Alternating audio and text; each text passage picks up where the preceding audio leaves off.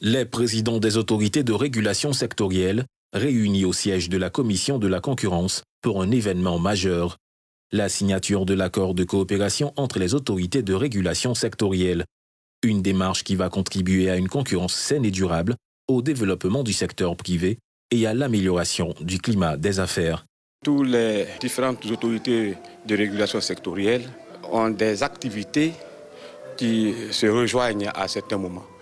Donc il fallait que nous signions un pareil accord, un accord de coopération pour nous permettre de pouvoir échanger les informations et être beaucoup plus efficaces. Cette initiative est une première dans l'espace ouest-africain. Elle traduit la volonté des pouvoirs publics de franchir une étape supplémentaire dans la coordination de l'action publique économique en passant d'une coopération informelle à une coopération institutionnelle structurée et pérenne.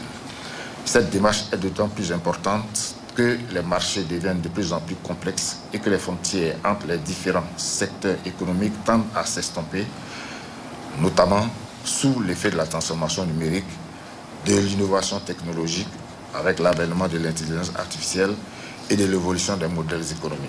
Le représentant du ministre de tutelle a pour sa part encouragé les parties prenantes à mettre en œuvre les mécanismes que prévoit cet accord, notamment la désignation de points focaux, la tenue de 2 réunions annuelles de concertation et l'élaboration annuelle d'une matrice d'action.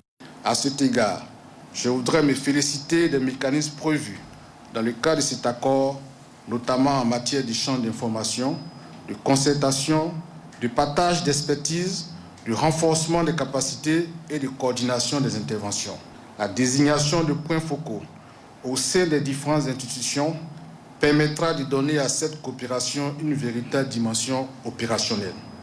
De même, la tenue de rencontres annuelles de concertation constitue un mécanisme particulièrement important pour évaluer les actions réalisées, d'identifier les difficultés rencontrées, d'anticiper les évolutions des marchés et de définir, lorsque cela est nécessaire, des priorités communes.